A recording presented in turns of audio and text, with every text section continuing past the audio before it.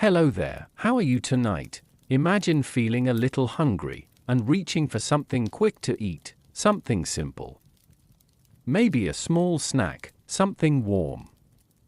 Something familiar, but in medieval times, that simple moment could feel very different, because what people called junk food wasn't always comforting. Sometimes it was surprisingly good, sweet, warm, even enjoyable, but other times, it could be heavy, unusual, and not quite what you would expect at all. In a world without fast food chains, without packaged snacks, and without anything resembling a modern kitchen, people still found small ways to treat themselves, and those small moments often say more about daily life than anything else. From simple fried treats to foods that might seem a little strange today, there was a whole world of quick bites hidden in plain sight. Before we explore it further, take a moment to like the video. Subscribe if you enjoy these calm journeys, and let me know in the comments where you're watching from. It's always a little comforting seeing how far these stories travel. Now, let's gently step into the medieval world and explore what people really ate. When they just wanted something quick, the feeling begins quietly, a small emptiness in the stomach. Not quite pain. Not quite urgency. Just a gentle reminder. Hunger, in the medieval world, rarely arrived with convenience. It lingered. It waited. And sometimes it had to be ignored. You find yourself standing in a narrow street. The ground beneath your feet is uneven, worn smooth by years of footsteps. The air is cool, carrying faint traces of smoke, wood, and something else, something warm, almost inviting. But it's distant, not easily reached. There is no cupboard to open, no wrapped snack waiting for you, no quick solution within arm's reach, only the world around you. And whatever it happens to offer, hunger here is slower, more patient. It doesn't expect to be satisfied immediately. Instead, it follows you as you walk, as you work, as you wait, and so, people learn to live with it, but they also learn something else.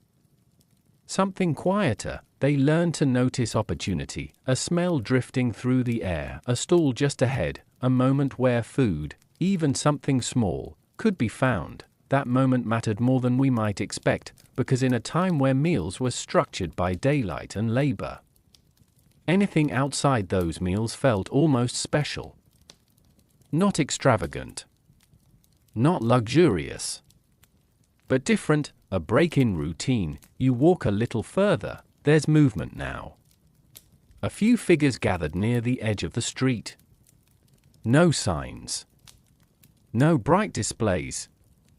Just a simple setup, wood, cloth, and something cooking over a small flame. You don't yet know what it is, but the smell changes, warmer, richer, heavier. It pulls at your attention in a quiet, persistent way. This is where junk food begins. Though no one would have called it that. There was no word for it. No category. Just food. Quick. Available. Sometimes indulgent. Sometimes practical, and often unexpected. A man passes by you, holding something in his hand. It's small, uneven in shape, steam rising faintly into the air. He eats as he walks, slowly, without hurry. This isn't a rushed by between tasks. It's a pause. A moment carved out of the day. You notice the way he eats, carefully, as if the food, simple as it may be, still deserves attention, because here it does. Food is never entirely taken for granted. Even the smallest bite carries effort behind it. Someone grew it, ground it, cooked it, prepared it by hand. That changes the feeling of hunger, and it changes the feeling of satisfaction. You step closer, the quiet stall reveals more now. A pan, darkened with use, Oil or fat shimmering gently under the heat. Something being placed into it. Something that sizzles softly, releasing that warm, unmistakable scent. Fried. It's a simple technique. But in this moment, it feels almost magical, because frying transforms. It turns the ordinary into something richer, heavier, more filling.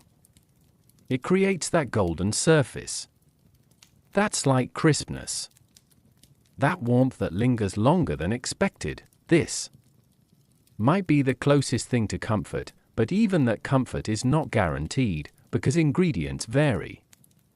Quality shifts.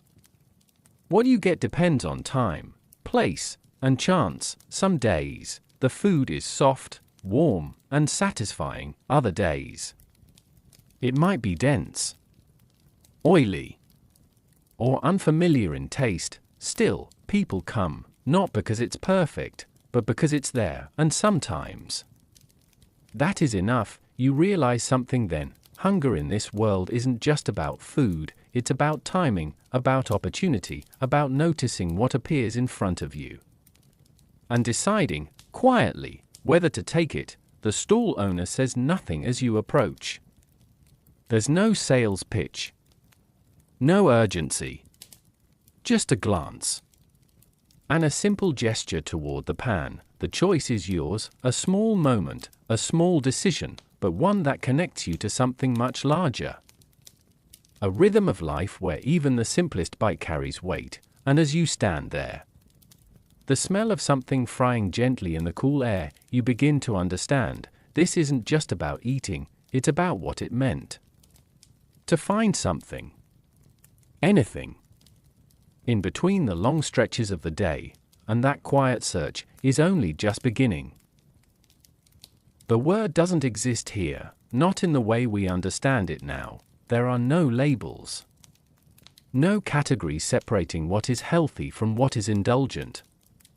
No clear line between necessity and comfort, only food in its many quiet forms. And yet, the idea still lingers, because even in medieval times, people understood the difference between a meal and something extra, something quicker, simpler, sometimes just a little more enjoyable than it needed to be. You remain near the small stall. The gentle sound of frying continues, steady and unhurried. The vendor works without speaking much, movements practiced, almost rhythmic. There's no rush of customers, no line forming, just a slow exchange of presence, of time, of small needs being met. This is not fast food. It cannot be. Nothing here moves quickly enough for that. Instead, it exists in a space between hunger and patience, a quiet in-between. You begin to notice the people who approach, a laborer. Hands rough, movement slightly heavy with fatigue. He doesn't order in a hurry. He simply waits, watching the pan, as if the process itself matters. The young boy, standing just far enough away, observing, unsure if he will be allowed to step closer. An older woman, carrying something wrapped in cloth, yet still pausing here, as if what's offered might add something small, something different to her day. These are not people seeking indulgence in the modern sense. They are seeking moments, and that is where junk food, in its earliest form, begins to take shape, not as something careless or excessive, but as something slightly outside routine, a break. However small, you watch as a portion is handed over. There's no uniformity, no identical shapes or perfect portions. Each piece is slightly different, shaped by hand, by instinct, by whatever ingredients were available that day. This inconsistency is part of the experience, because here, food is never entirely predictable, and that unpredictability carries a quiet kind of tension. Will it be soft or dense, light or heavy, pleasantly warm, or just barely satisfying? There's no guarantee, but still, people come, because even uncertainty can feel comforting. When it offers something different, you begin to understand that junk food, in this time, is not defined by nutrition or lack of it. It is defined by convenience, by immediacy, by the simple fact that it can be eaten now, without preparation, without waiting for a full meal, and that is something rare. In most homes, food requires effort.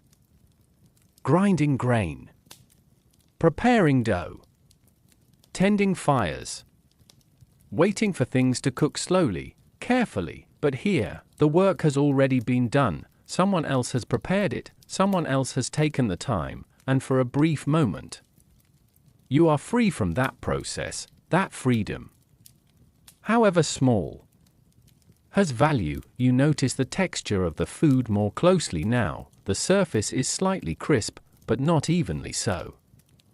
Some parts darker than others. The inside, likely soft, though perhaps heavier than expected. This is not delicate food, it is practical, filling, sometimes dense, and yet there is something almost comforting about that weight. It lingers, it stays with you longer than a light bite would. Perhaps that is part of its appeal, not just the taste, but the feeling of being just a little less empty. The vendor adjusts the fire slightly, a small movement. But important, heat here is not controlled by precise settings. It shifts. It responds. It requires attention, and so the food changes with it. Each batch, slightly different from the last. This variability makes each moment feel unrepeatable. What you taste now may not exist again in quite the same way. A fleeting experience, simple but unique. You watch as the young boy finally steps forward. There's hesitation in his movement, a quiet uncertainty. But the vendor nods, offering something smaller, something manageable. The boy accepts it carefully, almost reverently, not because it is rare, but because it is his moment, his small piece of something warm, something immediate, something outside the ordinary rhythm of the day. And that is what defines this kind of food, not extravagance, not excess, but ownership of a brief, quiet pleasure. You begin to see it more clearly now, in a world where most things are shared, structured, expected. These small foods offer something personal, something chosen in the moment, and that choice, however simple, carries meaning. The street grows slightly quieter, the light fades just a little more, the stall remains steady, unchanged,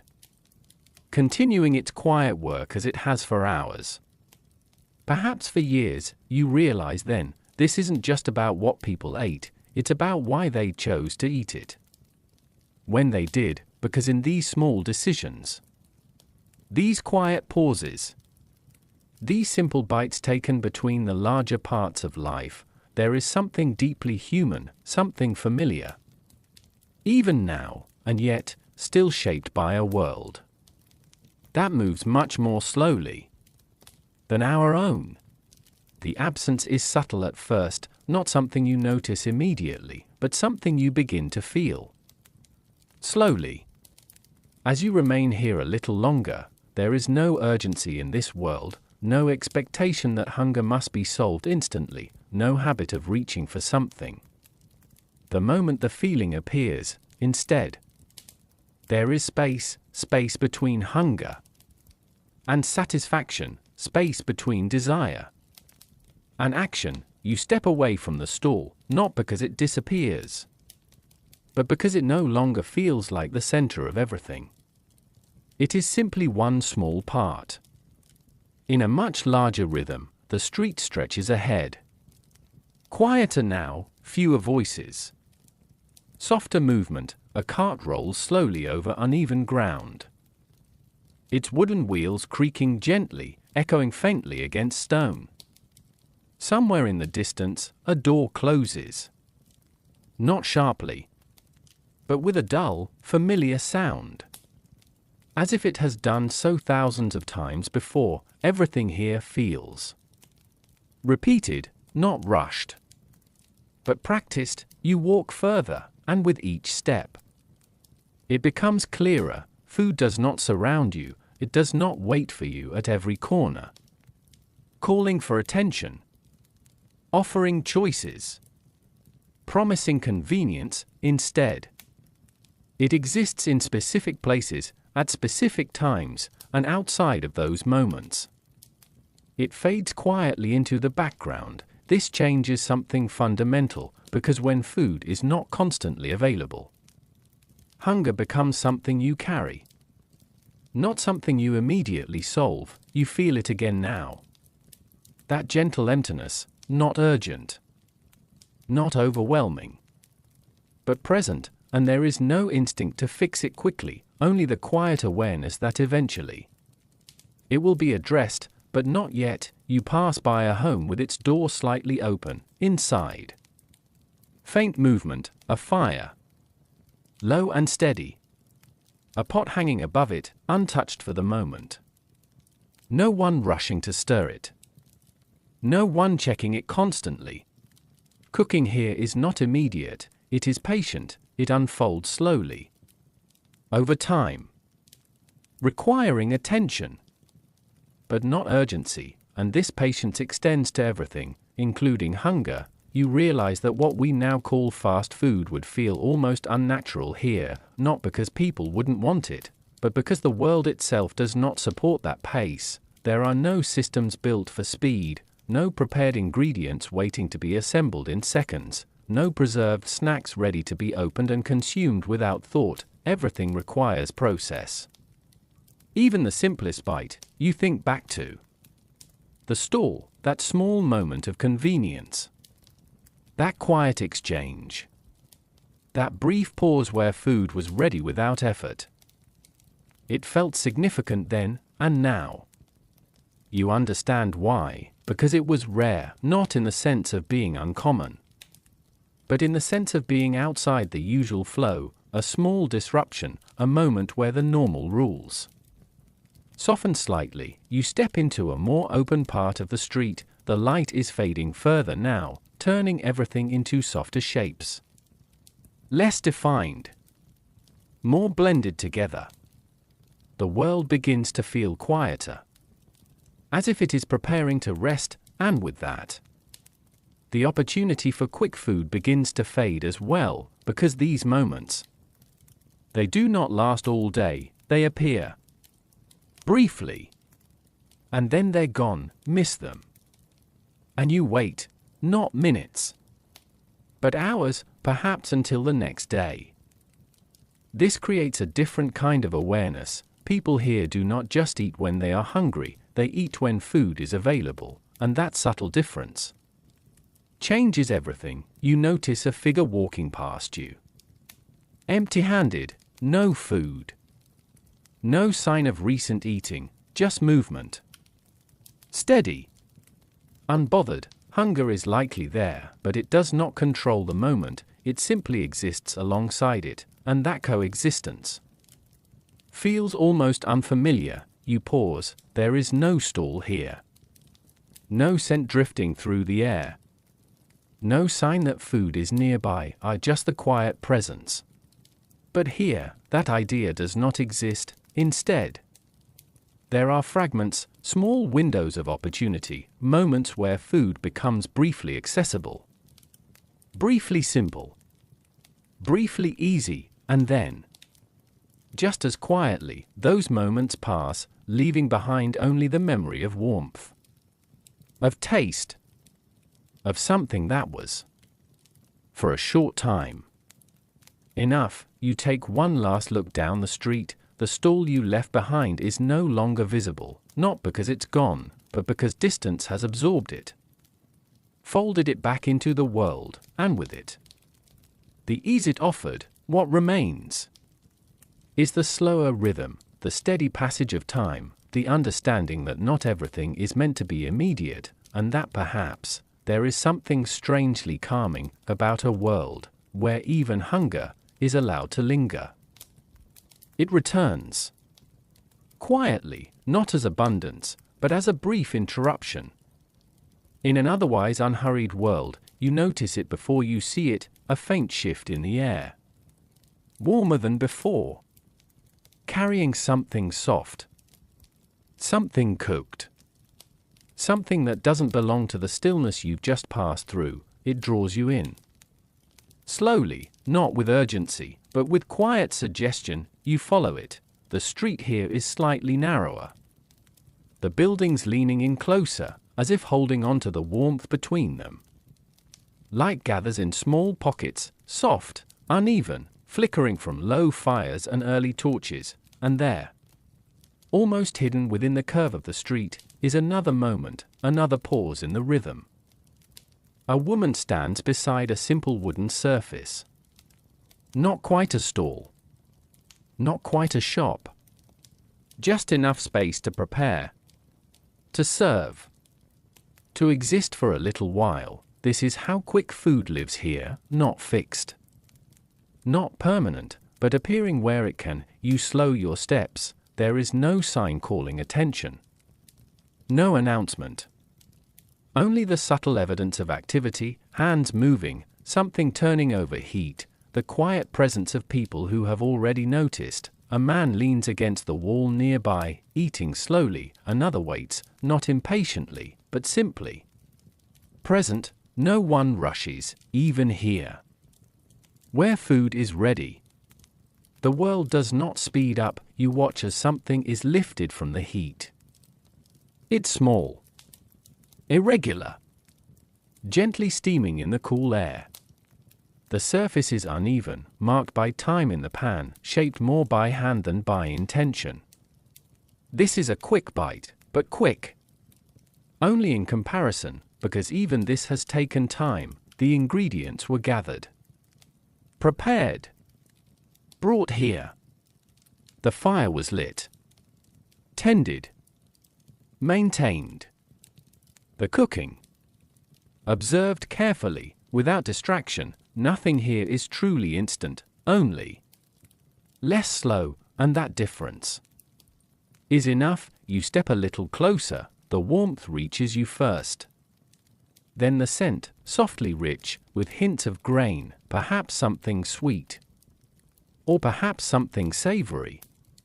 Difficult to tell at a distance. There are no clear flavors announced, only impressions, and that uncertainty becomes part of the experience. You realize something subtle, in a world that moves slowly. Even a small increase in pace feels significant.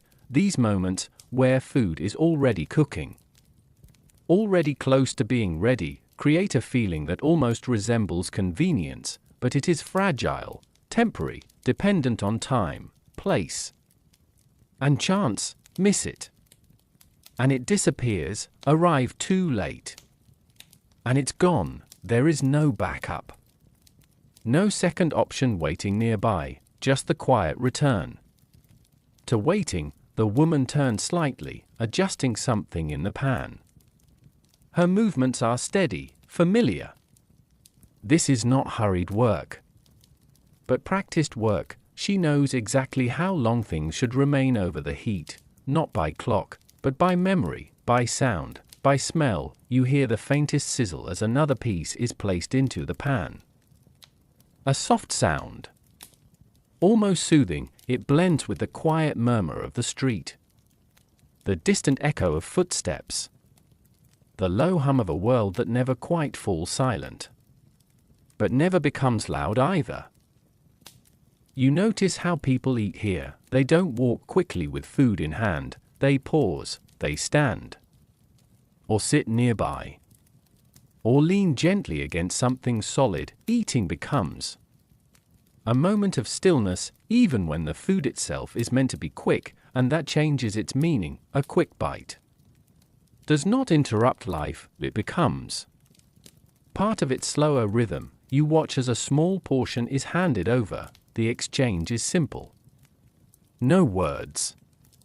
Or very few. Just a quiet understanding. The food passes from one hand to another, warmth shared.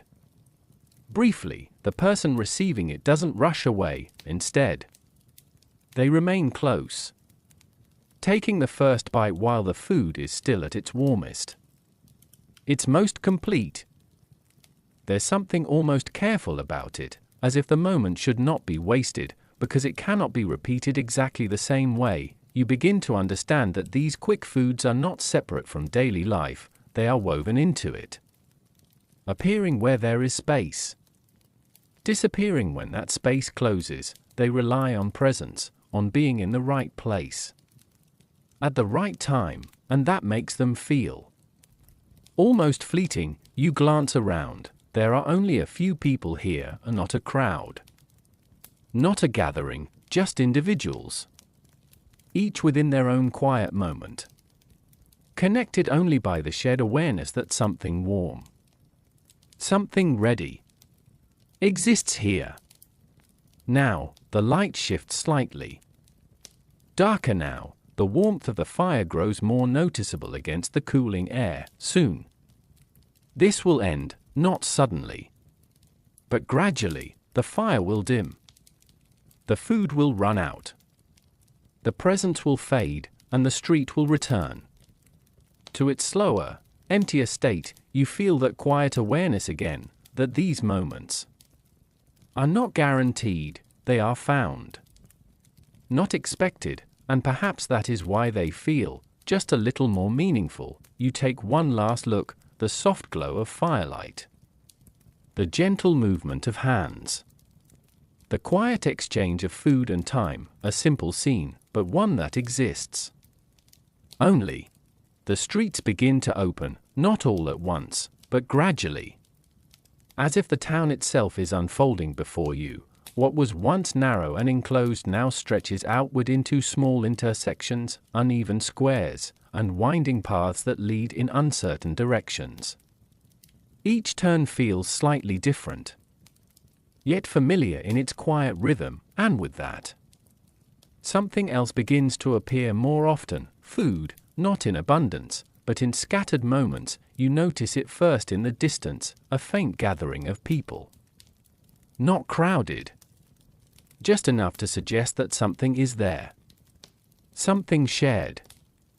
Something quietly drawing attention without calling for it. You move closer. The ground here is more worn, the stones darker, as if marked by years of footsteps and the presence of something that returns again and again. And there, you see it, another place where food is being made, but this time, it feels slightly different. There is more than one, not side by side, not organized, but existing within the same space. A few individuals, each with their own small setup. A pan here, a cloth-covered surface there, a low fire flickering beneath something unseen. This is not a market, not in the structured sense. There are no rows, no stalls lined neatly together, only a loose gathering, a quiet cluster of opportunity. You slow your steps again. There is no need to hurry. Nothing here will move quickly enough to be missed in an instant. And yet, there is still that awareness that these moments, like all others, are temporary. You observe from a short distance. Each person prepares something slightly different. One works with dough, pressing it gently, shaping it by hand before placing it over heat. Another tends to something already cooking, turning it slowly, watching carefully as the surface changes. A third offers something simpler, already prepared, wrapped loosely, ready to be taken.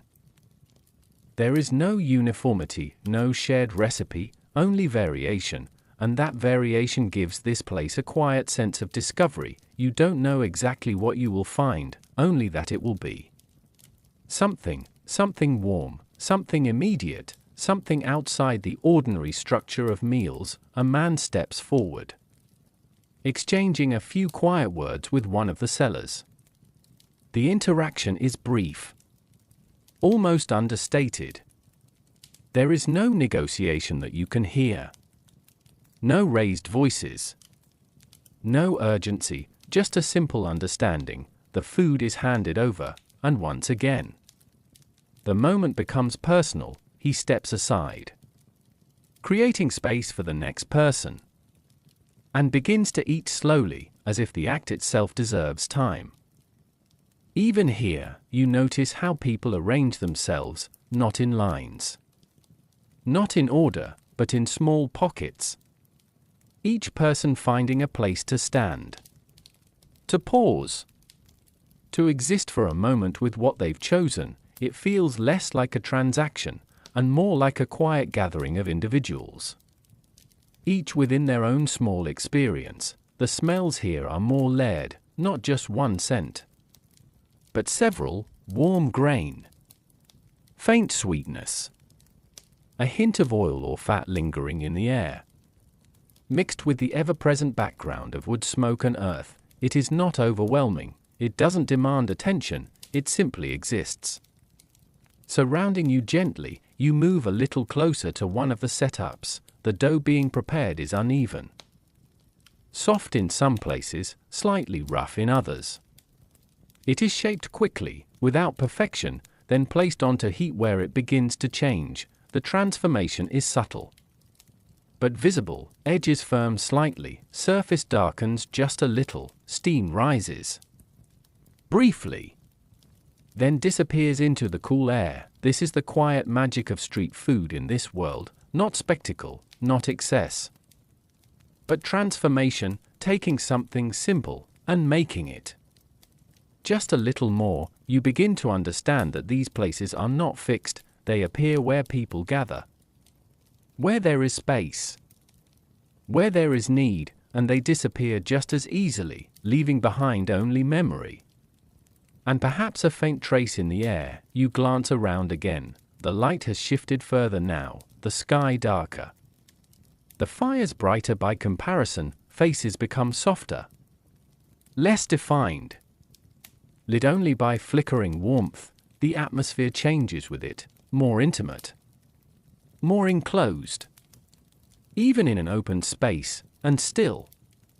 No one rushes. There is time, time to wait, time to watch, time to eat slowly. Even here, where food is closer, more available, more varied, the world refuses to move faster. You notice someone finishing their food. They don't linger, but they don't hurry away either. They simply continue, folding the moment back into the rhythm of their day, as if it had always been part of it. No separation, no distinction between meal and snack in the way we might expect, just another small piece of time.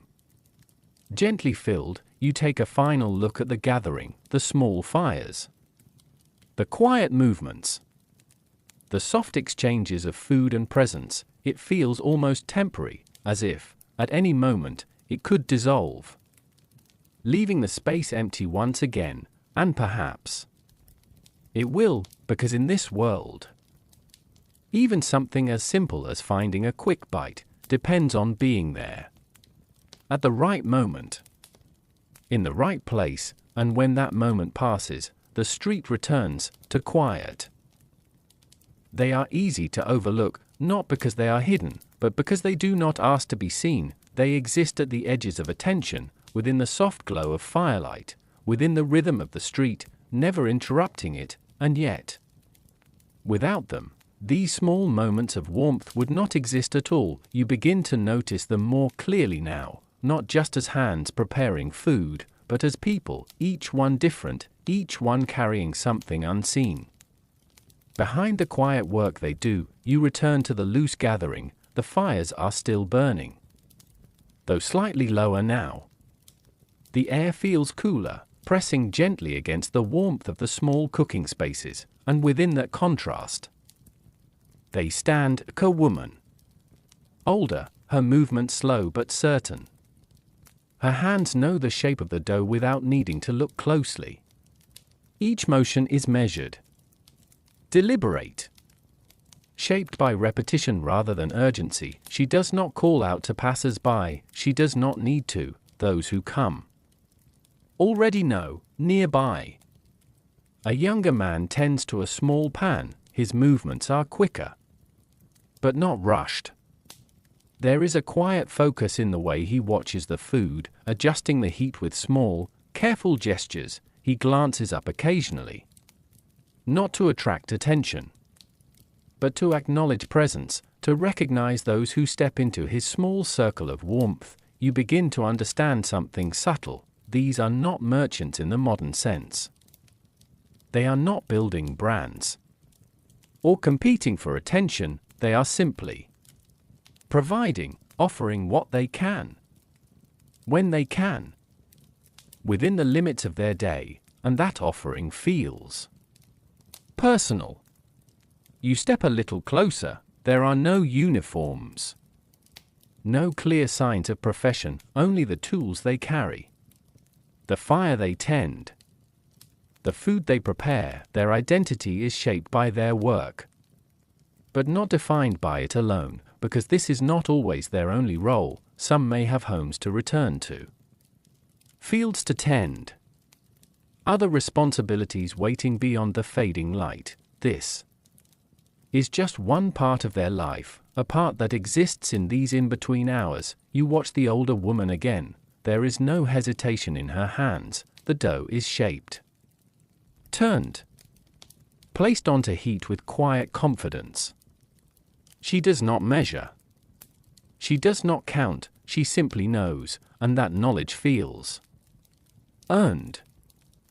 Not taught in a formal way, but gathered over time, through repetition, through small adjustments, through quiet observation of what works and what doesn't. You realize that each vendor carries their own understanding of food, their own way of preparing it, their own version of what a quick bite should be, and so even similar foods are never quite the same, each one shaped by the person who makes it. This gives the experience a deeper layer. You are not just receiving food, you are receiving their way of doing it, their habits, their choices, their quiet decisions made over time. A man approaches one of the sellers. There is a brief exchange, low voices, barely audible.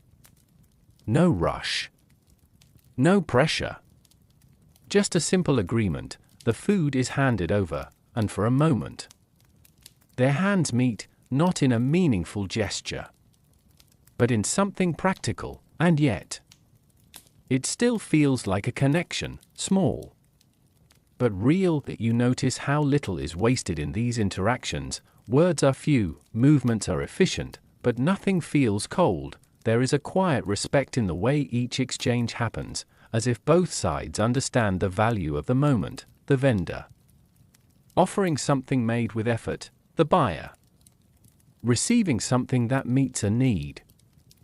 However small, you begin to see that these sellers are part of the street itself, not separate from it. They do not stand apart, elevated or distinct. They blend into the environment, becoming one more element in the slow-moving world around them, and yet they shape it. Without them, these streets would feel emptier, colder, less alive. The warmth they create is not just from the fire, it's from presence, from the simple act of being there.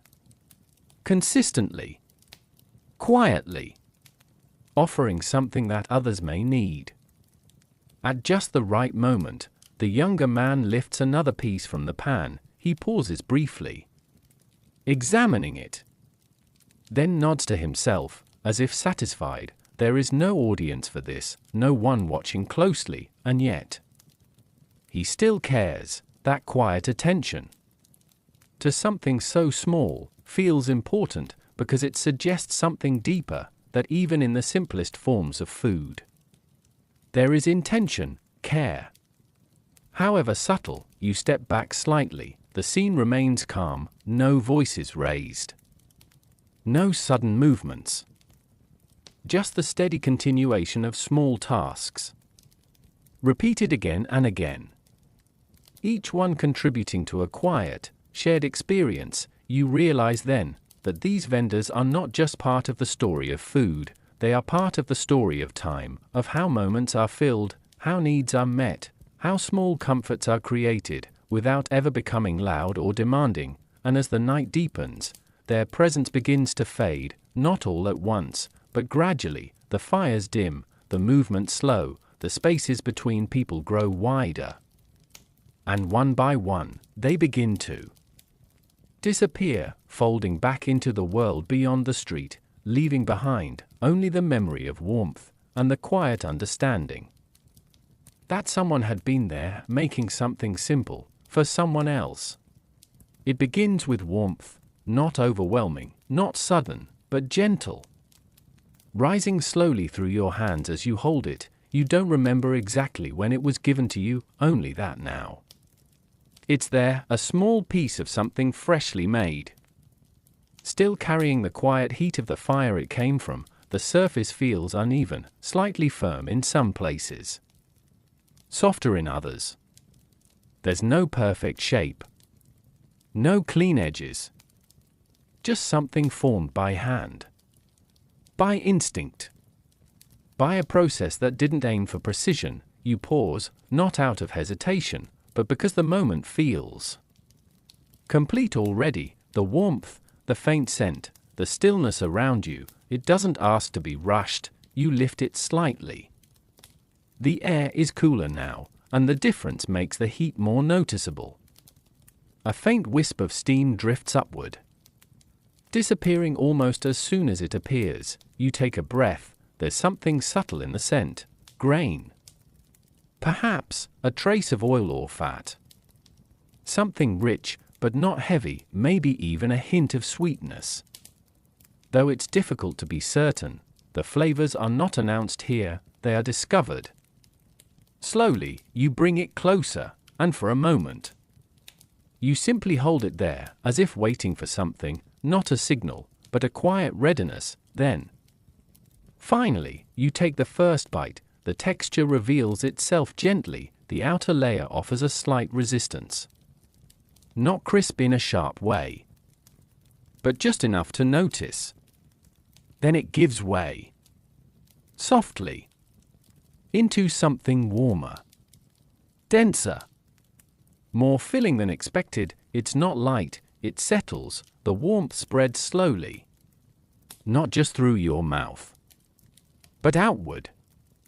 Subtle, steady, you don't rush to take another bite. There's no instinct to finish it quickly. Instead, you pause again, letting the sensation linger. The taste is simple, not layered, not complex, but steady, grain forward, a little earthy, with the quiet richness of whatever it was cooked in.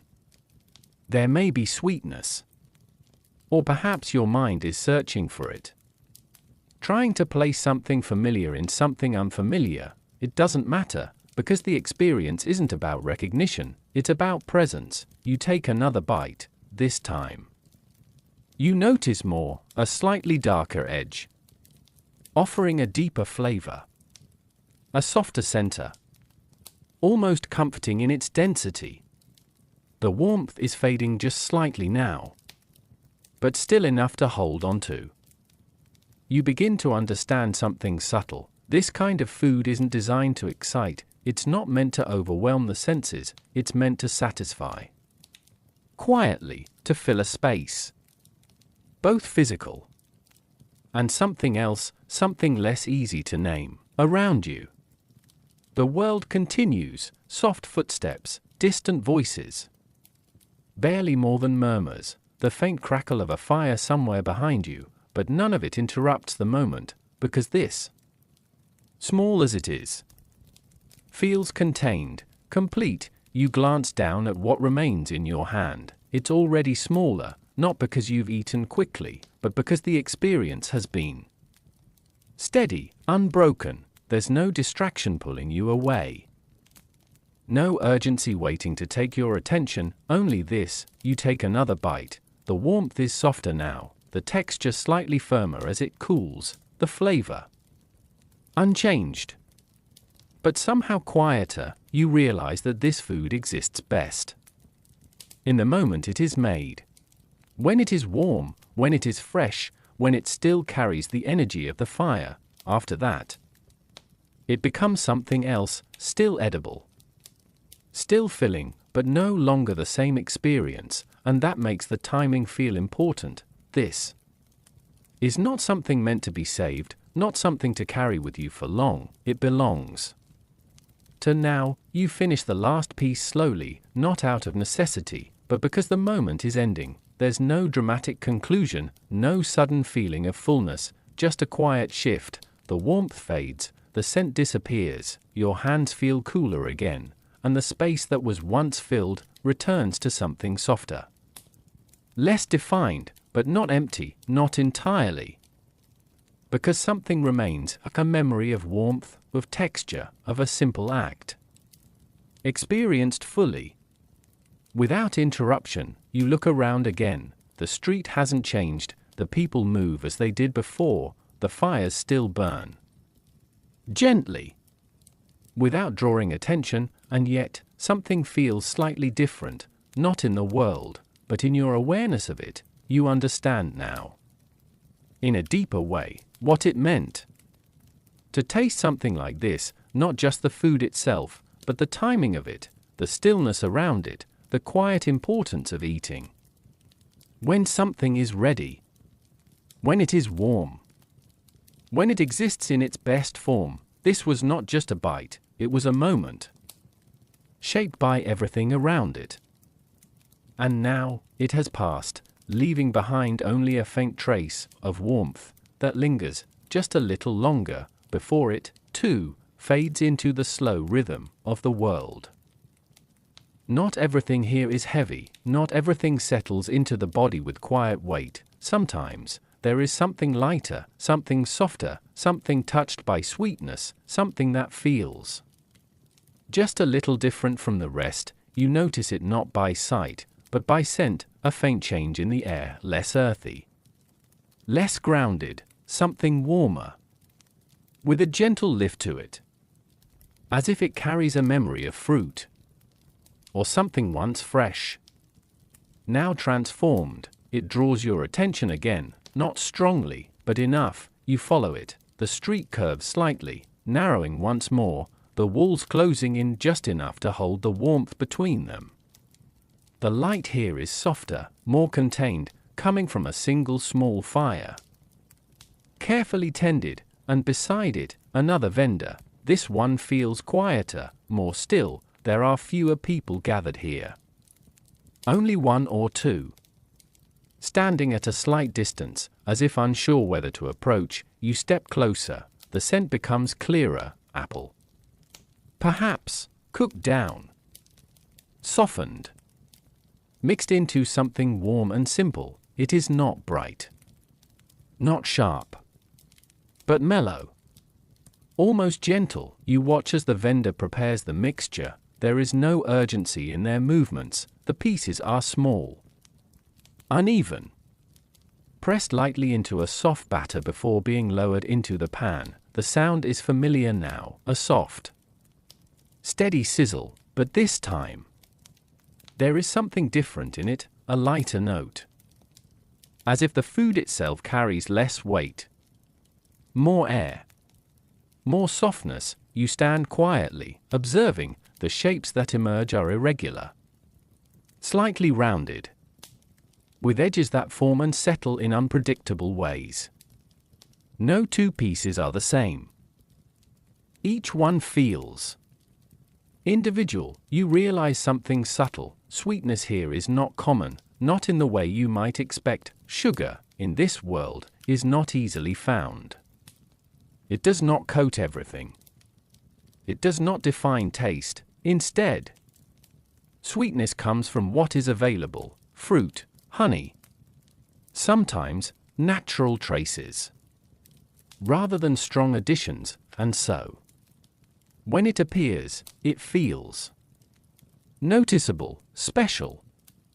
In a quiet way, a small portion is lifted from the pan. The surface is golden, though unevenly so, with darker patches where the heat touched more closely.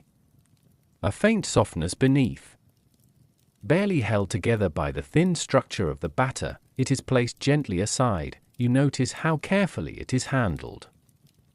Not fragile, but not firm either. Somewhere in between, a person nearby receives one. They hold it lightly, almost cautiously. As if aware that it might break or shift, you watch as they take a bite. Their expression changes. Just slightly, not dramatically, but enough. There is recognition there, a quiet awareness of something different. You understand, this is not just food, it is variation, a change in the pattern, a break from the heavier flavors that have defined so much of what you've seen. You are handed one as well, again. The moment is simple, no words needed, just the transfer of warmth. From one hand to another, you hold it. It feels lighter than what you had before. Less dense. More yielding. The warmth is still present, but softer. Less intense. You bring it closer. The scent is clearer now. Cooked apple. Faintly sweet.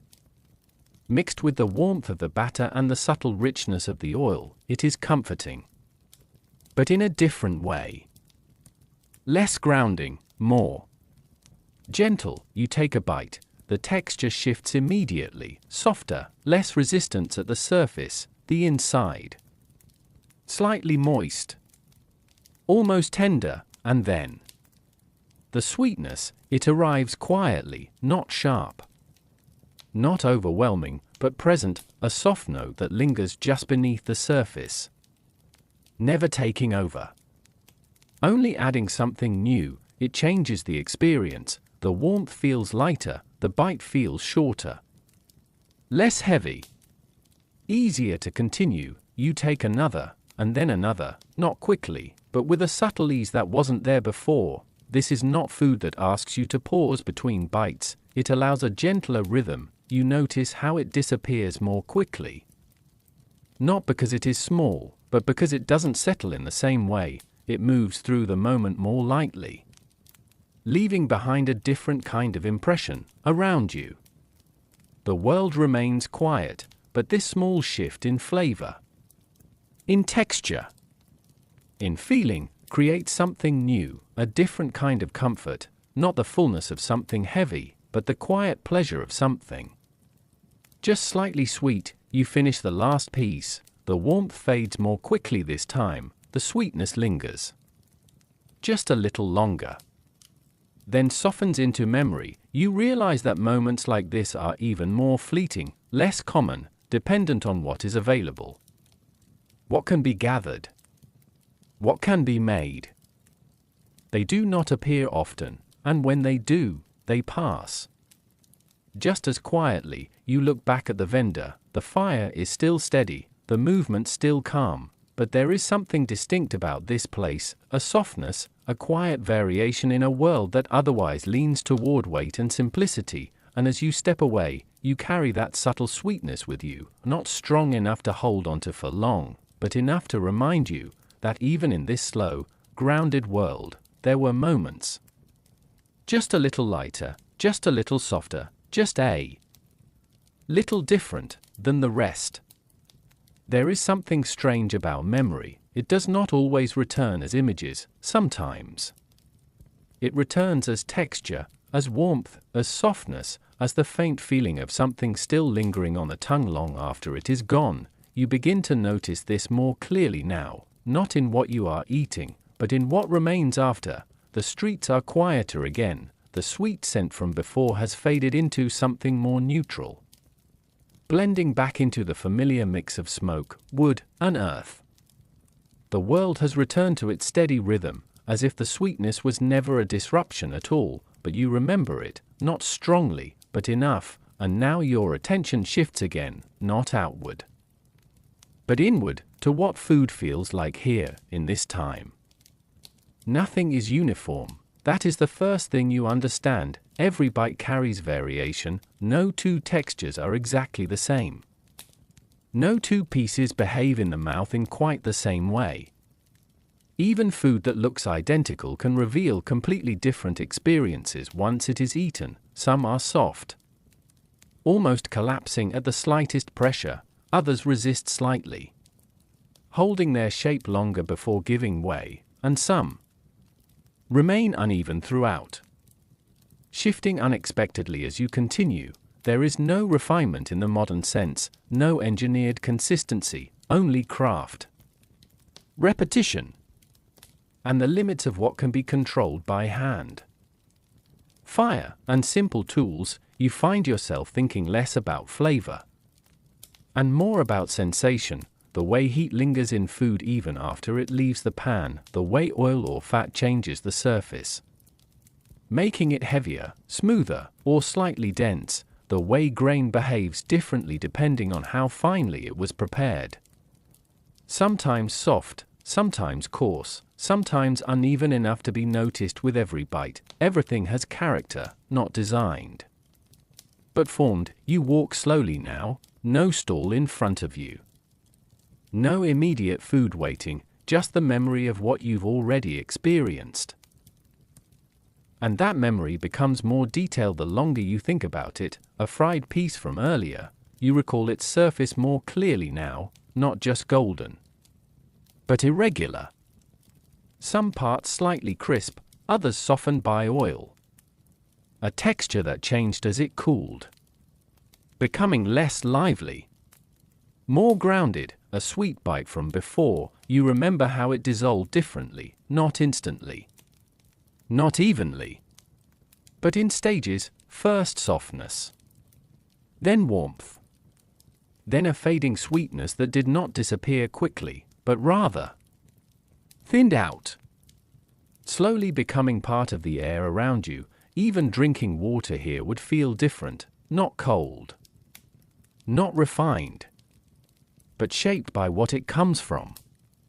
A well, a stream, a container that holds it briefly before it is consumed. Everything carries origin, nothing is detached from its source. You pass by a group sitting near a wall. They are eating quietly, not discussing the food, not analyzing it, just consuming it as part of their pause in the day. And yet, even in their silence, you can sense their awareness of texture, the way one person tears a piece slightly differently than another, the way chewing is not rushed, but measured, as if the food itself requires attention. There is no separation between eating and experiencing, they are the same thing. You stop again, not because anything has changed, but because you are noticing more now.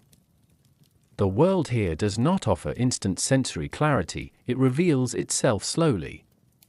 Through contact, through repetition, through small differences that become meaningful only when you pay attention long enough. A bite is never just a bite, it is a sequence: resistance, release, warmth, fading, and each of those stages carries its own quiet identity. You think about how different this is from anything immediate. There is no uniform crunch that always feels the same, no predictable softness. Everything depends on timing, heat, preparation, and chance.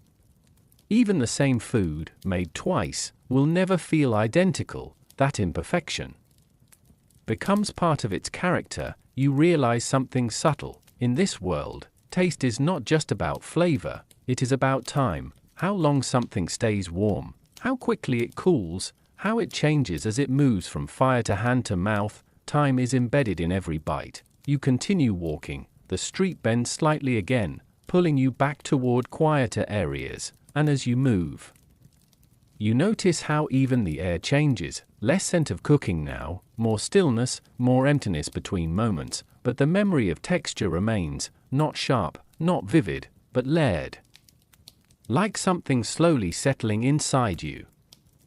And you begin to understand that this is how food existed here, not as a constant experience, but as a series of small encounters, each one slightly different, each one shaped by its moment. And when those moments pass, what remains is not just fullness, but sensation, a quiet collection of textures: soft, rough, warm, dense, fading, all blending into something that cannot be repeated exactly the same way again.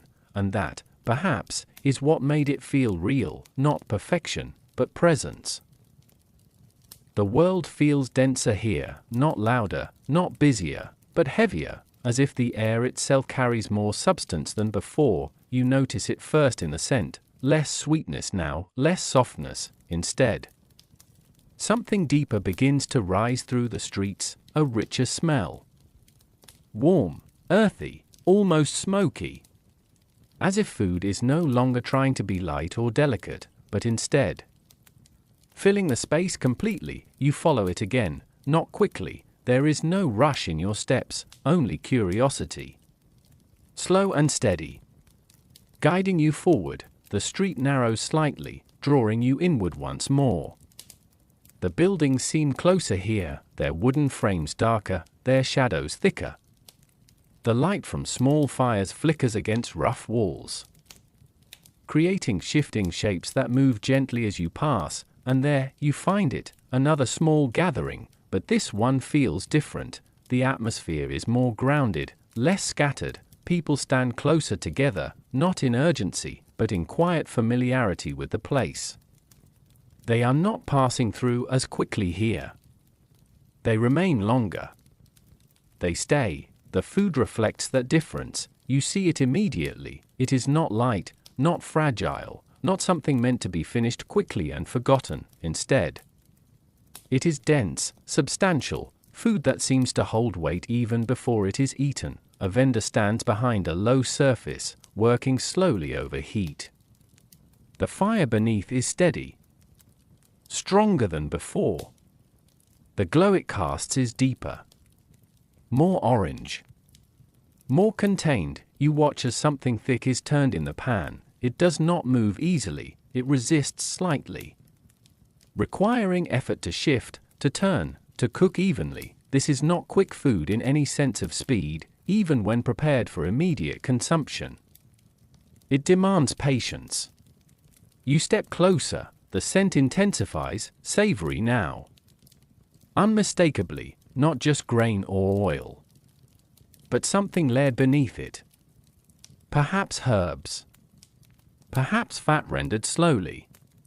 Perhaps something that has absorbed heat over time, deepening its character. It feels grounding, almost heavy in the air. A man nearby eats without speaking, slowly, deliberately. Each bite seems to require attention, as if the food itself is asking to be acknowledged fully before it can be swallowed. There is no distraction in his expression, only focus, not enjoyment in the loud sense, but satisfaction, deep, steady, quiet satisfaction. You are handed a portion. It is warm, heavier than what you have held before.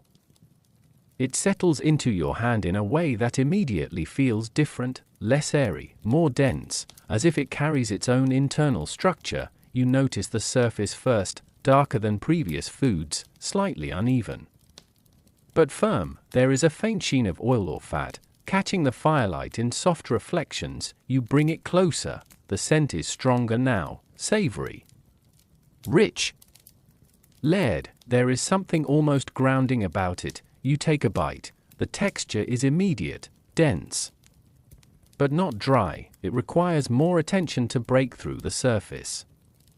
There is resistance at first, then a slow yielding. As the inside reveals itself gradually, the flavor follows, not sharp, not sweet, but deep, a slow unfolding of taste that does not rush to reveal itself all at once. Instead, it spreads, warmth, salt, richness. Something earthy beneath it all. It lingers longer than anything before, not in intensity, but in presence. You notice how it stays with you, how it does not disappear quickly between bites, even when you pause. It remains steady, grounded, filling more than just the immediate space of taste. You take another bite, and now you understand something subtle. This kind of food is not about quick satisfaction. It is about endurance, about carrying energy forward. It does not vanish from memory quickly. It stays with you. Physically, quietly, steadily. Around you, people continue eating. No one rushes. No one treats it as fleeting. These are not snacks in the modern sense. They are sustenance, shaped into smaller, more immediate forms. but still rooted in something heavier, something more lasting. The fire crackles softly, a deeper sound now than earlier places, more present, more constant, as if reinforcing the weight of what is being prepared. You finish your portion slowly, not because it is large, but because it asks for time. Each bite is deliberate, each pause between bites feels natural. Not forced. When it is done, there is no sudden emptiness. Instead, a gradual settling, a sense of fullness that does not arrive sharply, but builds quietly, like the food itself. You remain still for a moment, letting it finish its work. The world around you continues its slow rhythm, but something inside feels more anchored now, more steady, and as you step away from the gathering, you realize, not all quick food here is light or fleeting. Some of it is built to last longer, to carry people through longer stretches of time, to hold them steady in a world that does not offer constant meals, and that weight becomes its own kind of comfort. It is easy to forget that food begins long before fire, long before cooking, long before the smell reaches the street. It begins in the ground, in fields, in storage rooms, in hands that gather what the land allows. You begin to see this now, more clearly than before. As you walk through the quieter parts of the medieval town, the food stalls fade behind you, and something else begins to appear in their place. Not ready meals, not cooked dishes, but raw beginnings, simple materials, unrefined, unchanged, sacks of grain resting against wooden walls, bundles of dried herbs hanging from beams, crates of vegetables uneven in shape, marked by soil and time, clay jars filled with oils or preserved mixtures, sealed carefully to survive longer stretches of time. Nothing here feels abundant in the modern sense. Everything feels measured, limited, earned. You pass a small open space where a few people are sorting through grains. Their movements are slow and repetitive, fingers moving through small piles, removing impurities, separating what can be used from what cannot. There is no wastefulness here, because nothing is infinite. You notice the texture of what they handle: rough grains, uneven kernels, some broken, some intact. Even before cooking, the ingredients already carry variation. There is no perfect uniformity, only what nature provides, and what human effort can refine. Nearby, herbs hang in loose bundles, drying slowly in the air, their colors faded. Greens turning dull, browns becoming softer with time. They are not fresh in the way you might expect from modern markets, but they are preserved, and preservation is its own kind of value.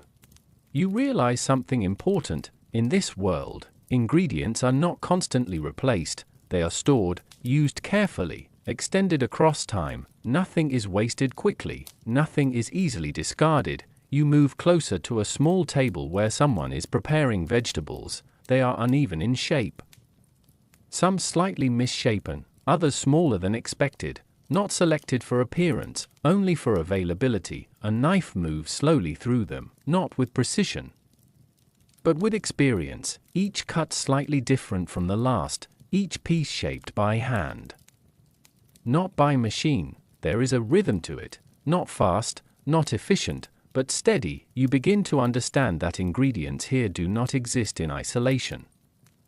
They are deeply tied to time, to season, to survival. What is available today may not be available tomorrow, and so everything is used with awareness. Even the simplest items carry importance. Grain becomes bread, or porridge, or something fried. Fat becomes cooking medium, or flavor base, or preservation tool. Fruit becomes sweetness, or filling, or something softened by heat. Nothing is wasted, because nothing is guaranteed. You notice how storage changes everything. Some foods are dried, stripped of moisture to survive longer periods. Others are salted to slow decay. Some are kept in jars, sealed away from air and time. Each method is simple, but essential. You realize that freshness here is not constant. It is temporary, a brief moment between harvest and transformation, and after that, everything changes. You watch a woman carefully measure grain into a cloth bag, not by weight, but by eye, by experience. She knows how much will last, how much will be needed, how much can be spared. There is no excess calculation, only memory. An understanding built over years. You begin to see the quiet intelligence behind it all, not written down, not standardized, but lived, passed through repetition. You move further along. A small fire burns where someone is softening dried food in water, rehydrating it, returning it, briefly, to something closer to its original state. Steam rises gently. The transformation is slow, patient. Nothing here happens instantly. Even restoration takes time. You realize that ingredients are not just materials, they are stages, points in a long cycle: raw, preserved, transformed, consumed, then returned again to the world in another form, and at each stage, they change slightly. You think about how limited everything is. Not in a harsh sense, but in a natural one. There is only what the land gives, only what can be stored, only what can survive time, and because of that, people adapt. They learn to combine, to stretch, to improvise. A handful of grain becomes a meal, a preserved vegetable becomes flavor, a small piece of fat becomes richness. Nothing is separate, everything is connected. You pause for a moment, watching a simple exchange of ingredients between two people. No packaging, no branding, no separation between producer and consumer, just raw materials changing hands, quietly, naturally. And as you stand there, you begin to understand something deeper, that what people ate in this time was not defined by choice alone, but by what could exist long enough to be used, and that limitation shaped everything, from taste, to texture, to the smallest quick bite on the street. Even junk food, as we might think of it now, began here, in these simple, patient ingredients, waiting to become something else.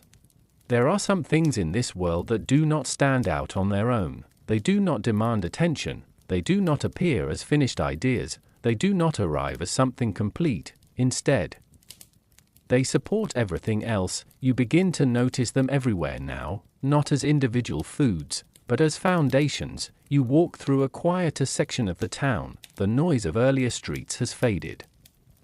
The activity feels more spread out here, less concentrated. Small homes, low stone walls, and narrow paths that connect without urgency. And in these spaces, you see it, bread, not in perfect form, not uniform or neatly presented, but simple, round, uneven, resting on wooden surfaces or cloth-covered tables.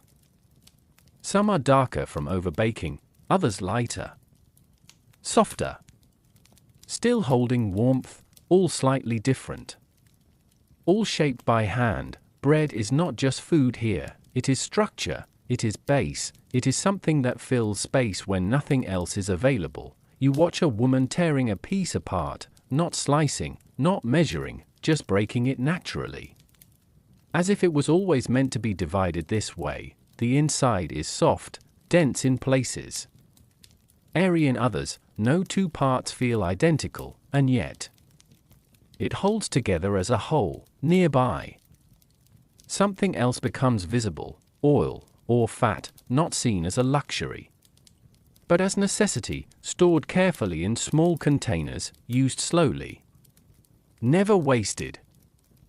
You see it being poured into a pan, not in large amounts, but just enough to change what will happen next. The surface shimmers faintly as heat begins to spread through it, and you realize something simple: oil is not food on its own, but it transforms food. It changes texture, it changes heat, it changes how something behaves when it meets fire. Without it, many of the quick foods you've seen would not exist. You move slightly closer. The smell is subtle, warm, rich, grounding, not overpowering, just present. Fat and oil carry a quiet depth here. They are not treated lightly, because they are not always easy to obtain, they come from effort.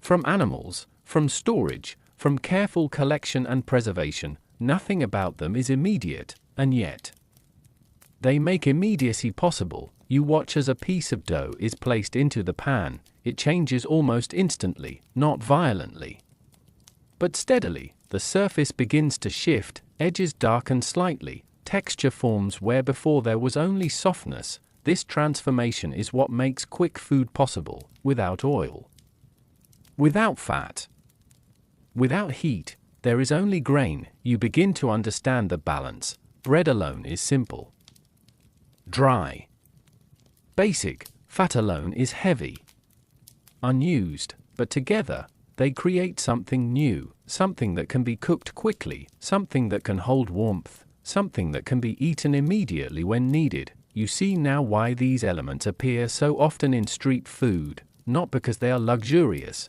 but because they are practical. A man nearby dips a piece of bread into warm oil. He does it without ceremony, just a small motion, but the result changes everything. The bread becomes softer, richer, more textured. It carries warmth differently now, not just from heat, but from absorption. You realize that in this world, flavor is not built from complexity, it is built from combination. Simple elements layered carefully, repeatedly. Over time, you think about how often bread appears in every variation of food you've seen: fried, soaked, torn, mixed, used as base or filler or companion. It is never absent, because it is always needed. And fat, oil, they appear in quieter ways, not always visible, but always present in transformation. You notice how hands move around these ingredients, carefully, respectfully, not in a ceremonial way, but in a practical understanding of their importance. Nothing is exaggerated, nothing is wasted. You sit for a moment near, watching the slow rhythm of preparation around you, bread being shaped, oil being warmed, simple mixtures forming into quick, usable food, and you realize something subtle. These are not just ingredients, they are enablers. Without them, the idea of quick food itself would collapse. There would be no frying, no soft textures, no warm street bites ready within moments, only raw grain and long preparation. You stand again. The light is beginning to shift slightly, warmer now, softer, and the smell of bread and oil fades slowly into the broader air of the street, but it does not disappear completely. It lingers. Like everything else here, you begin to understand that even the simplest foods carry hidden complexity, not in flavor alone, but in what makes them possible. And as you walk away, you carry that understanding quietly, of how something so basic can hold so much weight in a world built on patience and limitation. Freshness is not a guarantee here, it is a moment, a short window between abundance and decline, and people learn to recognize it. Almost instinctively, you notice it as you walk. The air feels slightly different in this part of the town, not unpleasant, but varied. Some areas carry the scent of recently cooked food, warm and inviting. Others carry something older, heavier, less defined, not spoiled in a sharp sense, but changed. Time has already begun its quiet work here. You slow your steps, because in this world, freshness is something you notice before you see it. A stall appears ahead, small, simple, wooden. No decoration, no sign of permanence beyond its repeated use. On the surface, food is laid out carefully, but not identically. Some pieces look bright, recently prepared, still holding warmth and structure. Others sit slightly apart, darker at the edges, softer in shape, as if time has already begun to settle into them. There is no labeling, no guarantee of condition, only observation. You realize something subtle. Freshness here is judged visually, by touch, by smell, and by experience. not by date, not by system. A vendor stands behind the food, they do not speak loudly. There is no attempt to draw attention, instead, they simply wait, as if trusting that those who come will understand what they see. A buyer approaches, they pause. Their eyes move slowly across the options, not in confusion, but in evaluation. This is a learned skill, to read food without certainty, to understand what is still at its best. And what has begun to shift, you watch carefully. A piece is selected, not the brightest one, not the darkest either, but something in between, a quiet balance. The exchange is simple, no discussion of quality. No hesitation voiced aloud, just a small decision. Made with awareness, you notice now how important timing is. Food here does not stay in its ideal state for long. Bread softens or dries, fried items lose warmth and texture, prepared foods shift in flavor as they sit. Even a short delay can change everything. There are no preservatives in the modern sense, no controlled storage environments, only natural slowing, drying, cooling, and transformation. You step slightly closer to another table. Here, food is being sorted, some pieces are being set aside. Not discarded immediately, but separated. You realize this is part of the process. Not everything remains equally usable for the same purpose. Some food becomes better suited for cooking again, some for immediate consumption, some for preservation or reuse. Nothing is strictly fixed, it all depends on condition. You begin to understand how flexible this system must be, how careful people are required to be. A woman lifts a piece of bread, pressing it lightly between her fingers. She doesn't hesitate, she is reading it. Texture tells her what she needs to know, too soft, and it may not last, too firm, and it may already be past its best eating moment. There is no perfection, only suitability. You realize how much attention this requires in daily life. Every meal begins before cooking, it begins in selection, in judgment, in understanding what time has done to the food already. A faint wind passes through the street, and with it, the smells shift slightly, some fade, others become more noticeable. Freshness is not just visual or tactile, it is atmospheric. You notice how people subtly adjust their choices based on these signals, not consciously explained, but understood. You look again at the store. The difference between items is not dramatic, but it is meaningful. Small shifts in color, small changes in firmness, small differences in scent, all of it matters. Because nothing here is static, everything is moving slowly toward change. You take a step back, and you begin to see the larger pattern. Food in this world exists in stages of certainty, fresh, acceptable, aging, beyond immediate use, and people navigate between these stages constantly, choosing not just what to eat, but what is still viable, what can still serve its purpose. There is no wastefulness in attitude, but there is awareness of limitation. Nothing lasts forever. Not even food prepared only hours ago. You watch one final exchange. A vendor quietly removes a piece from display, not throwing it away, just repositioning it, moving it into a different role, something that will likely be cooked again, reworked, transformed. You understand now that freshness is not just about quality, it is about possibility, what food can still become. And as you step away from the stall, you realize something quietly important. In a world without preservation as we know it, freshness is not a standard, it is a moment you learn to recognize and use before it disappears. Before anything is seen, it is often smelled. The medieval street does not announce itself in clean lines or clear visuals. It arrives in layers, in drifting impressions, in quiet traces that move through the air before anything else is understood. You notice it as you walk. The scent shifts constantly, not sharply, not suddenly, but like slow waves passing through different parts of the town. In one direction, warmth; in another, smoke; a little further, something earthy, damp stone, old wood, and something faintly sweet that disappears before you can fully recognize it. The air is never empty here, it is always carrying something. You slow your steps without realizing it.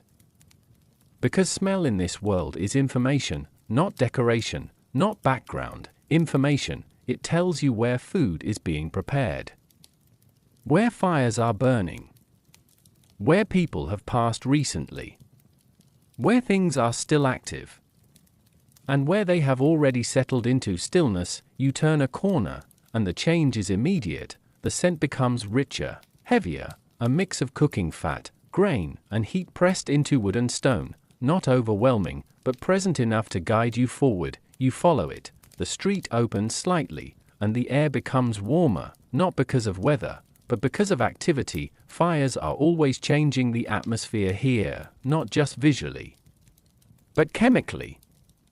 You see smoke rising in thin, uneven trails. It does not move in one direction, it shifts, bends, lingers, then dissolves into the sky slowly, as if unsure whether to remain or disappear. Each stall, each fire, adds its own layer to the air, and together they create something complex, something unrepeatable. You begin to realize that no two streets ever smell exactly the same, even in the same town, even at similar times of day, because everything depends on what is being cooked, what is being stored, what has just been made, and what has been left behind. You pass a small group standing near a low fire. They are not eating yet, but the scent around them suggests something is close: warm bread, perhaps, or fried grain, or something richer. Slowly developing over heat, they wait calmly, and in their waiting, they are already experiencing part of the food, because smell begins the process long before taste. You notice how people react subtly to different scents: a slight turn of the head, a pause in walking, a small adjustment in direction. No one speaks about it, they simply respond, as if guided by something quiet and instinctive. You move deeper into the street, and the smells begin to overlap more heavily.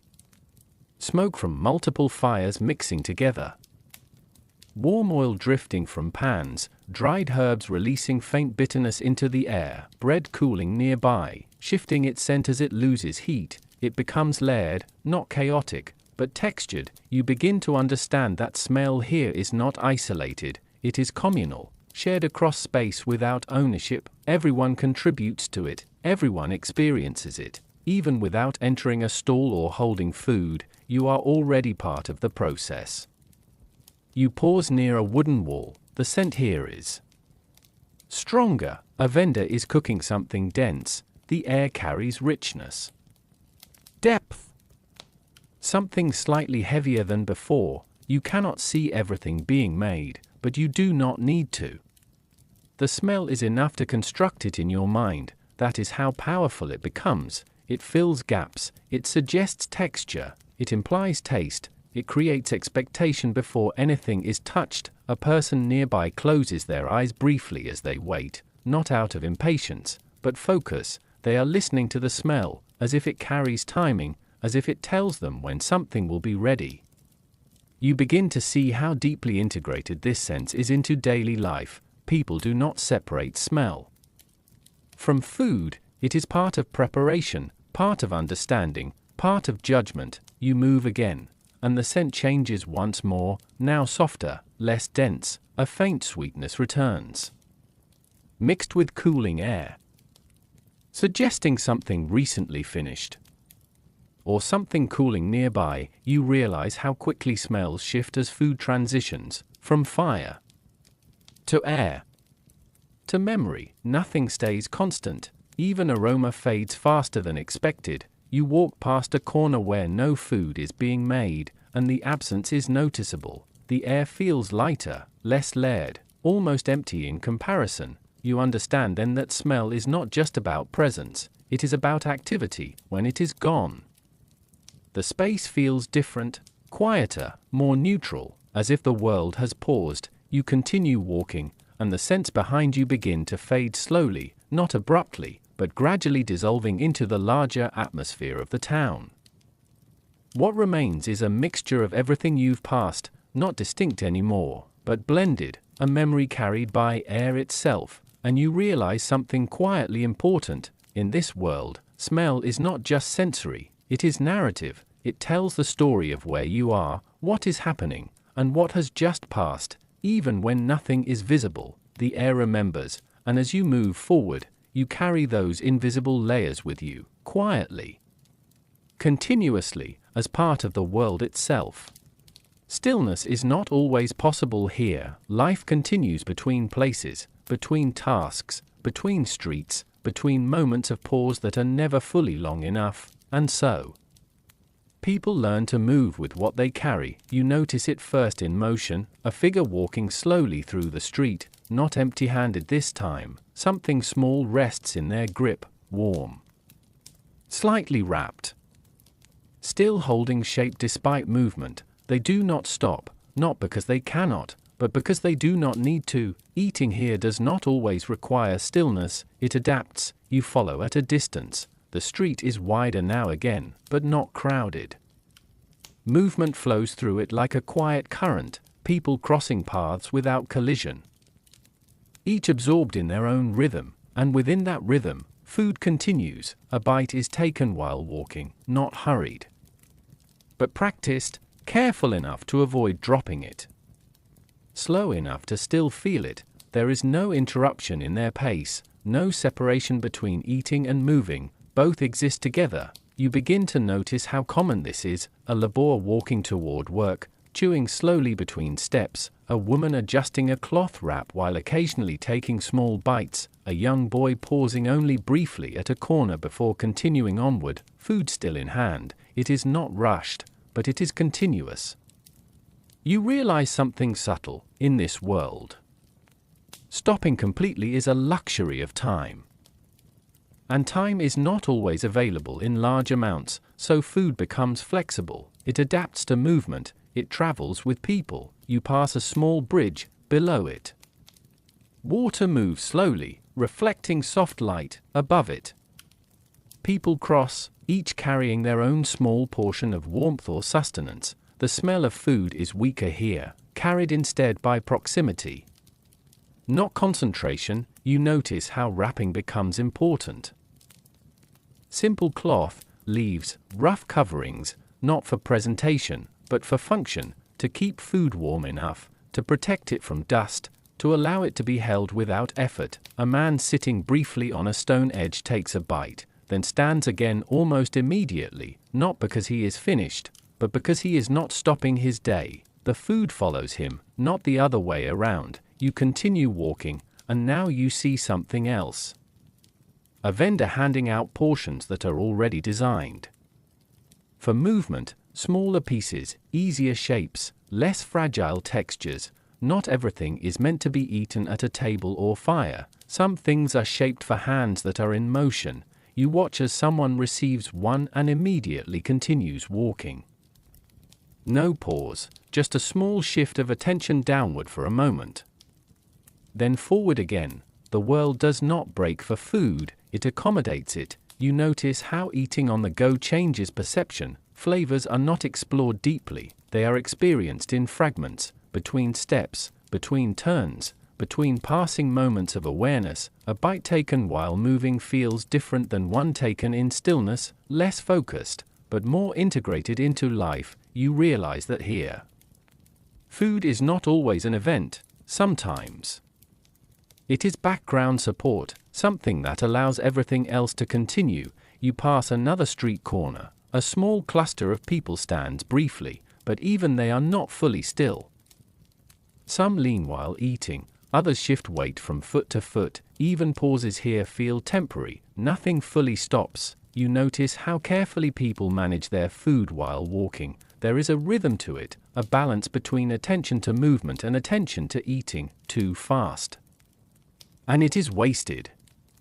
Too slow, and it interrupts the path ahead. It must fit, and fitting is learned over time. You begin to understand that eating on the go is not about convenience in the modern sense. It is about necessity shaped into habit. The world demands movement, and food adapts to meet it. You walk further, the street opens slightly again, light shifting as the day continues, and you see fewer people eating now, but more evidence of it having happened, small remnants, brief pauses remembered only in motion.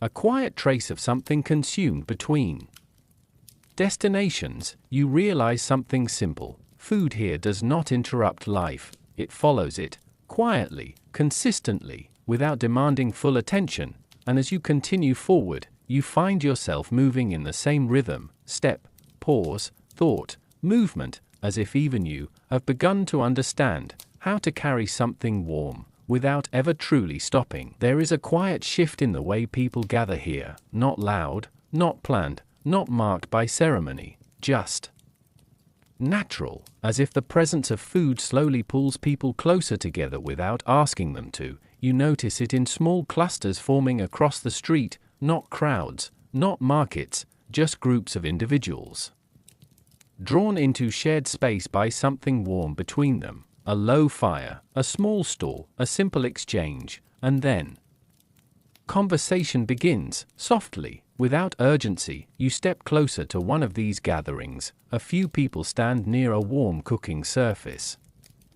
Nothing elaborate. Just enough heat to prepare something simple. The food itself is not the focus yet, the presence of others is.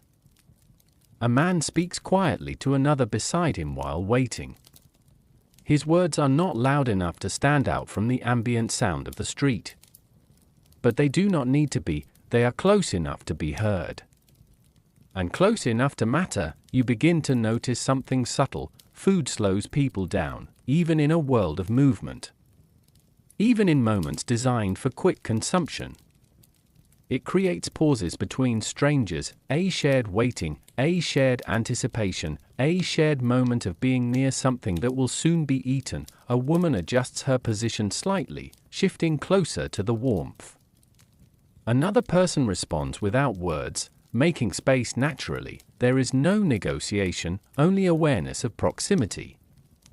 You realize that food here does more than feed individuals. It creates temporary groups, not permanent bonds, but gentle intersections of lives. A man receives a portion and does not immediately leave. He stays, not because he must, but because the space around the food still feels active, still alive with small exchanges. He eats slowly while others remain nearby, not watching him, not focused on him, but sharing the same environment. That shared environment becomes its own kind of connection. You notice how conversations form easily in these spaces. Not about food itself, but around it, about the day, about work, about distance traveled, about small observations that might otherwise go unspoken. Food becomes the reason for presence, but not the only subject of it. You move slightly to another group. Here, people are seated on low surfaces, stone edges, wooden steps, uneven ground. They are closer together, not formal, not arranged, just naturally positioned by availability and comfort. A piece of food is passed from one person to another, not as obligation, but as ease, a shared taste. A shared moment, no expectation of return. You realize something quietly important. In this world, sharing food is not rare. But it is also not exaggerated. It exists simply as part of interaction, a natural extension of being near others. You watch a young child sitting between two adults. They are eating slowly, occasionally looking around, absorbing everything with quiet attention. No one rushes them, no one interrupts. The space holds them gently. You begin to see how food softens boundaries between strangers, between acquaintances, between momentary gatherings. It creates a reason to stay slightly longer than necessary, a reason to speak slightly more than required, a reason to remain present in one place while life continues around it. Even silence here feels shared, not uncomfortable. Just part of the rhythm. You notice how people do not always face each other directly while eating together. Sometimes they sit at angles, sometimes side by side, sometimes loosely grouped, but still connected, not by structure, but by proximity and experience. A vendor nearby watches quietly. Not interfering, not directing, just observing the small social patterns forming around the food they prepared. There is understanding in their stillness. They know this is part of what they offer, not just nourishment, but space. You begin to realize that food in this world is not only about individual satisfaction, it is also about creating brief communities, temporary gatherings of people who may never meet again in the same way. A shared moment that exists only because something was prepared. And people were drawn to it at the same time. You watch as one group begins to slowly disperse, not abruptly, but gradually. One person leaves. Then another. Then another, each return to their own path. But something remains behind, not conversation, not physical trace, only the feeling of having been together briefly. You stand still for a moment, watching the space they leave behind. It is not empty in the way it was before. Something has changed, a small memory embedded into the place itself, and you understand now, food here does not just fill time, it gathers it, brings people together. Briefly. Gently.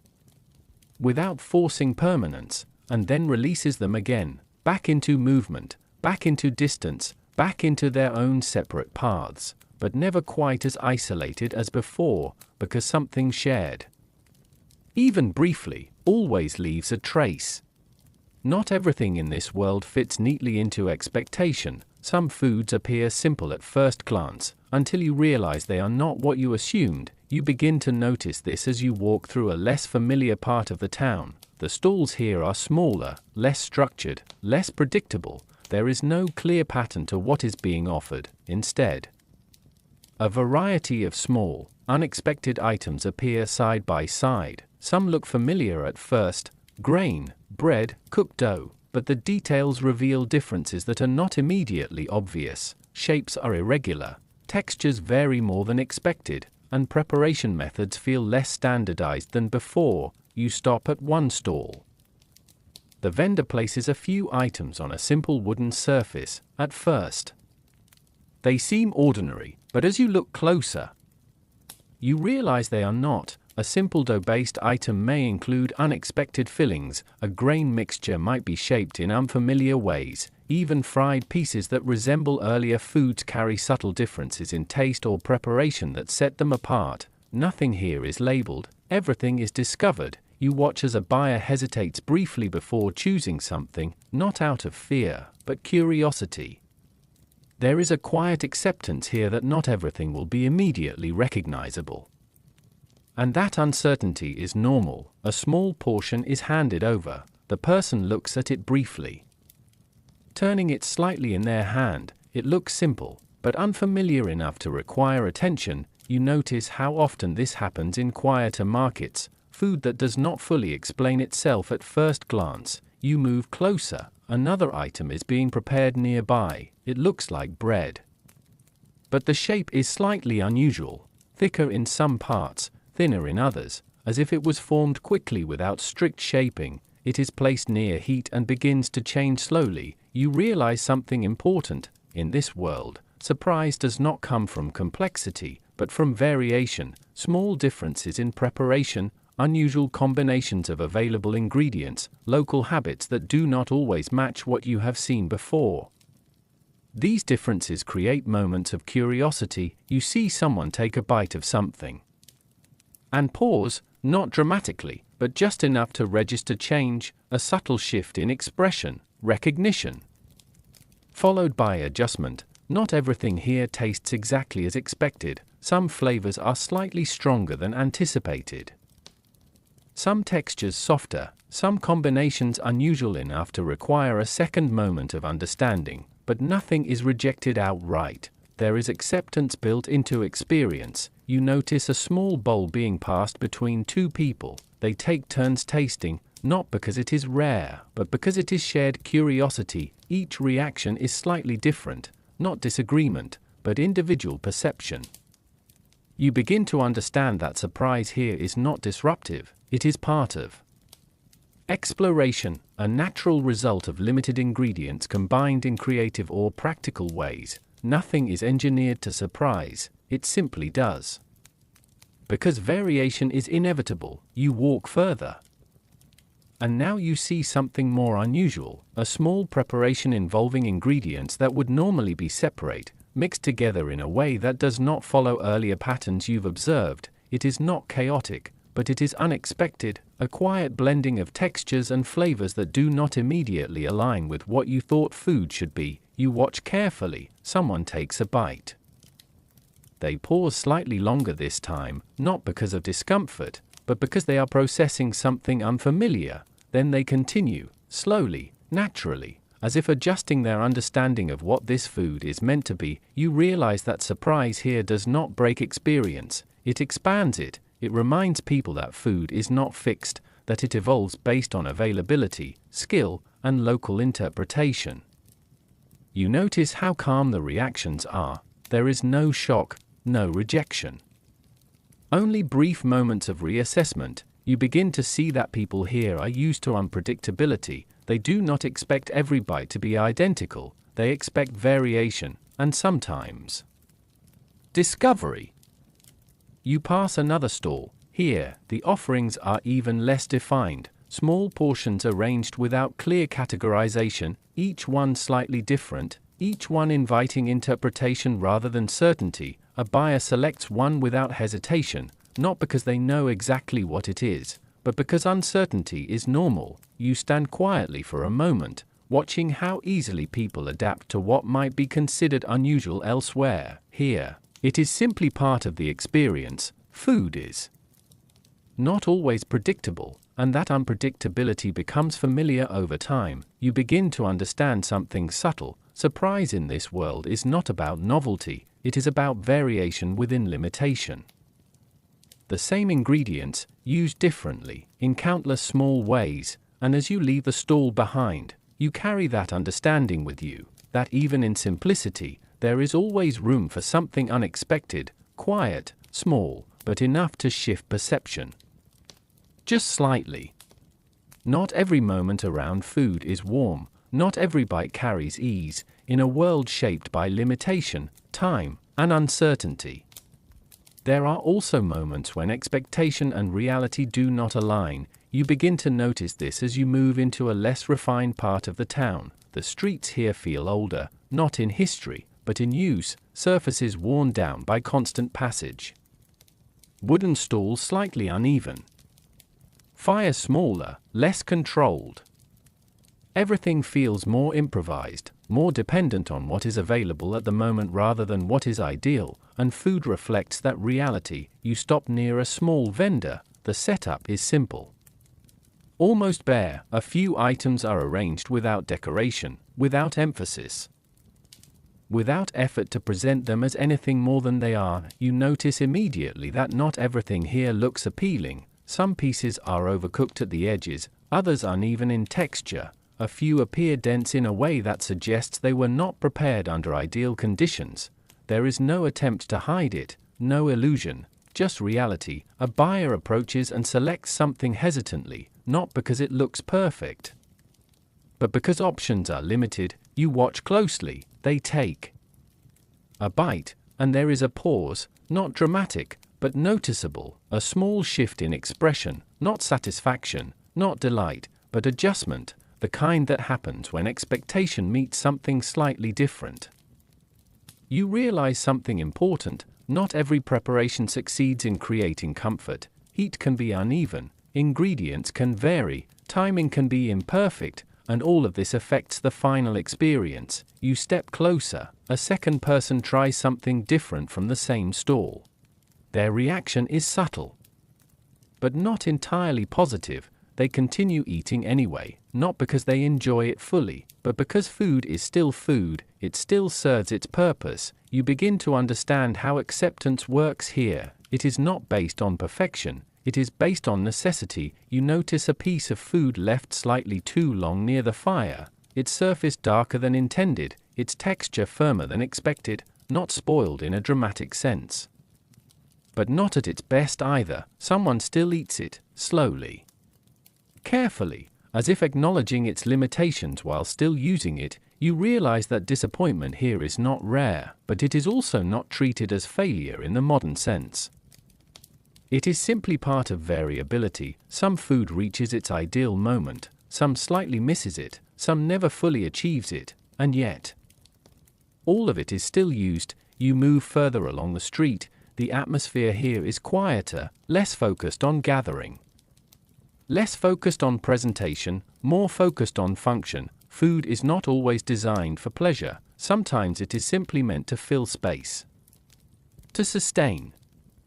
To continue the day, you watch a man break apart a piece of dense food. It resists slightly more than expected. He adjusts his grip and continues, not frustrated, just adapting. The texture is not soft, not smooth, not what one might hope for in an ideal version. But it is still eaten, because alternatives are not guaranteed. You begin to notice how people here respond to imperfection, not with rejection, but with practicality. A woman examines a small portion briefly before eating. She does not appear surprised by its quality, only aware of it, as if she has learned to expect variation as normal. You realize that standards here are not fixed, they shift based on circumstance, and so expectations shift with them. A nearby stall shows slightly better preparation, food more evenly cooked, slightly more balanced in appearance. People gather there more often, not because it is exceptional, but because it is reliable. Reliability becomes its own form of value. You understand now that pleasure is not always guaranteed. But survival continues regardless. You watch as someone quietly sets aside a piece they do not finish, not discarded dramatically, just left. Perhaps it did not meet expectation, perhaps it simply was not satisfying, but nothing is said, no complaint is voiced. It is simply part of the flow of experience. You stand still for a moment, observing how food in this world carries both success and imperfection without distinction in treatment. Everything is part of the same system. You begin to realize something subtle. In a world without abundance, disappointment does not stop use, it only changes perception. A slightly dry texture, a slightly uneven flavor, a moment that does not fully satisfy.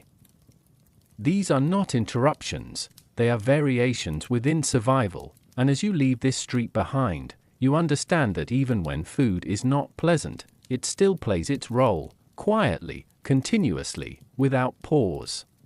Comfort here is not defined by richness, it is not defined by sweetness or abundance, it is something quieter, something remembered more than described. You notice it in the way people return to certain foods without hesitation, not because they are special, but because they are familiar. You find yourself in a calmer part of the town again. The light is softer here, the streets less dense, the movement slower, more relaxed. There is no urgency in the air, only continuity. A small fire burns near a stone wall, surrounded by a few people who are not actively trading or moving goods. They are simply present, sitting, holding food, eating without distraction. You approach slowly.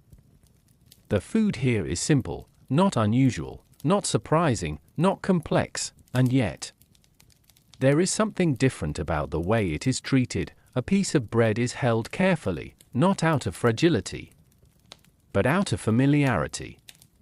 As if it carries meaning beyond its ingredients, you watch someone take a bite. There is no hesitation, no analysis, just acceptance, and something in their expression softens slightly afterward, not dramatically, but enough to notice. You begin to understand something subtle. Comfort food here is not defined by luxury, it is defined by repetition, by memory. By having been eaten many times before in similar moments of life. A second person sits nearby, leaning slightly against the wall, eating slowly. Their posture is relaxed in a way you have not seen often in busier parts of the town, not guarded, not alert, just at ease. The food they hold is simple and unremarkable in appearance, but it is not judged by appearance, it is judged by what it represents. You notice how often people return to the same kinds of meals when they are not seeking novelty, not exploration, not surprise, but steadiness. A man nearby breaks a piece of food into smaller parts before eating it, not because it is necessary, but because it is habitual, a motion learned over time. A rhythm that feels familiar. you begin to realize that comfort here is not loud, it does not announce itself, it appears in repetition, in predictability, in the absence of surprise. You watch a woman sit slightly apart from the group, eating quietly. She does not rush, she does not linger excessively, she simply eats in a steady rhythm, as if the act itself is enough. Around her, the world continues its slow movement, but within this small space, time feels slightly softened, not stopped, just gentler. You notice how the firelight reflects softly on simple food, not enhancing it, but making it feel present, grounded, real. A child nearby leans into someone's side while eating. There is no conversation, just shared presence, and the food becomes part of that quiet connection. You begin to understand that comfort food here is not designed, it is formed over time, through repetition, through memory, through survival becoming routine. A taste that has been experienced many times becomes less about flavor and more about reassurance. You take a closer look at what people are eating. Nothing stands out as extravagant, no rare ingredients, no complex preparation, just simple, consistent food that has been made countless times before, and that is what gives it meaning. You realize that comfort here is not about escape, it is about stability, a reminder that some things remain the same even when everything else shifts slowly around them. A man finishes his portion and sits quietly for a moment afterward.